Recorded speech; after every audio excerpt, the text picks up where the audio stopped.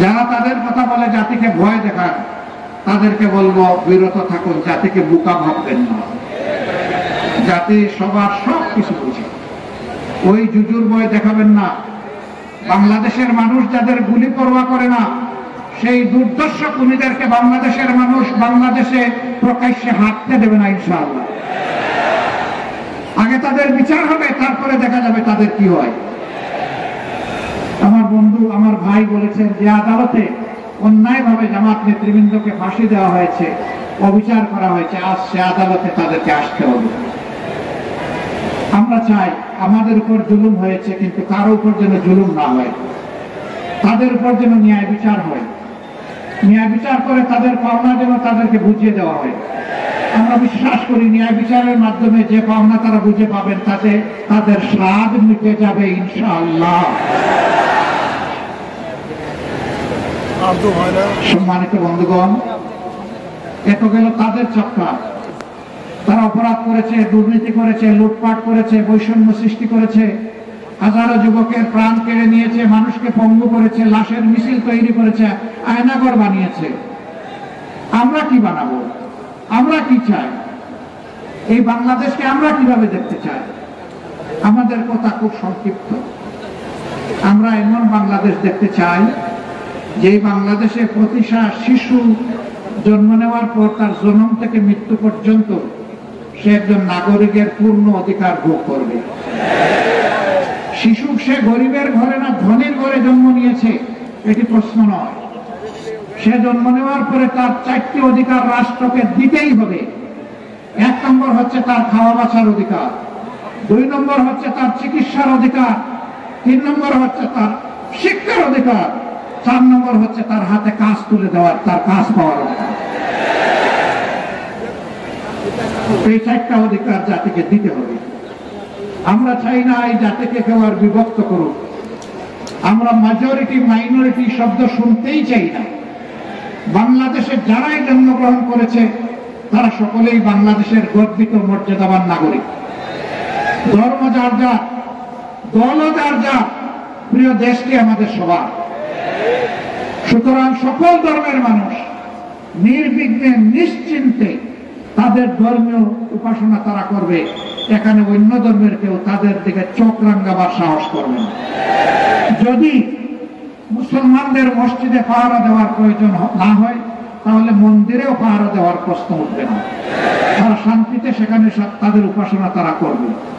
প্রিয় ভাইয়েরা, মহান আল্লাহর উপর ভরসা করে আমরা বলতে চাই, জামাত ইসলামী সেই দল যেই দলের বিরুদ্ধে অন্য কোন ধর্মের মানুষের 1 ইঞ্চি জমি অবৈধভাবে দখল করার কোনো অভিযোগ নেই। এই দলের বিরুদ্ধে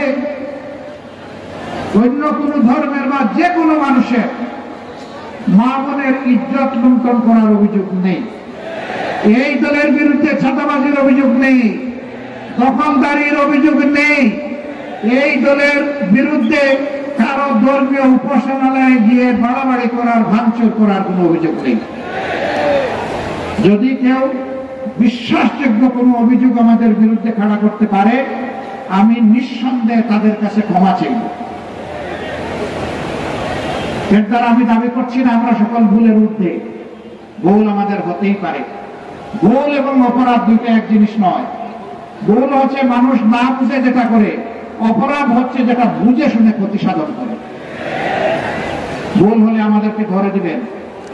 সাংবাদিক বন্ধুরা এখানে আছেন, তাদের প্রতি আমার অনুরোধ, সব জায়গায় বলেছি, এখানেও নির্দ্বিধায় বলছি, মেহরবানি করে আপনাদেরকে বলা হয় আপনারা যাদের বিবেক, আর মিডিয়াকে বলা হয় জাতির দর্পণ।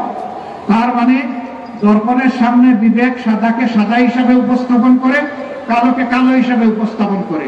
আপনারা 15.5 বছর চাইলেও সাদাকে সাদা বলতে পারেননি, কালোকে কালো বলতে পারেননি।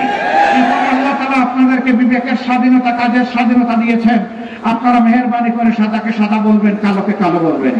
সেই কালো ব্যক্তিটি আমি হলে আমাকেও ছাড় দিবেন না, আমাকেও ধরবেন, এবং জাতির সামনে উপস্থাপন করবেন। আপনারা আমাদের সমালোচনা করবেন, গঠনমূলক সমালোচনা করবেন, পরামর্শ দিবেন, কিন্তু মেহেরবানি করে আমাদের বক্তব্যকে আপনাদের চাদর দিয়ে ঢাকবেন না। আমরা যেভাবে বলি আমাদের বক্তব্য সেইভাবে জনগণের কাছে পৌঁছাবেন। এতে যদি কোনো ভুল বক্তব্য উপস্থাপন করি, আমরা আপনাদের মাধ্যমেই জাতির কাছে প্রয়োজনে আবার মাপ চাইব। কিন্তু আমাদের বক্তব্যকে কেউ কেউ মাঝে মধ্যে নিজেদের মনের মতো করে উপস্থাপন করে, তাতে আমরা দুঃখ পাই এবং জনগণ বিভ্রান্ত হয়। এই কাজটি আমরা আপনাদের কাছ থেকে আশা করি না।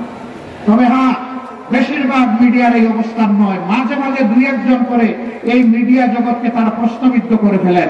আমি মিডিয়ার বন্ধুদেরকে অনুরোধ করব, আপনারা তাদের দিকেও একটু দৃষ্টি রাখবেন, তাদেরকেও বুঝাবেন এই কাজ আমাদের কাজ নয়। আমাদের কাজ হচ্ছে সাদাকে সাদা বলা, কালোকে কালো বলা। প্রিয় দেশবাসী,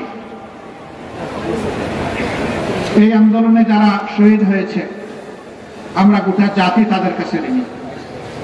আর শহীদ পরিবারগুলো আমাদের শ্রদ্ধার পাত্র, শহীদরা আমাদের জাতীয় বীর। আমরা এই মর্যাদায় তাদেরকে দেখতে চাই। আপনারা জানেন সবচেয়ে মজলুম দলের নাম হচ্ছে বাংলাদেশ জামাত ইসলামী।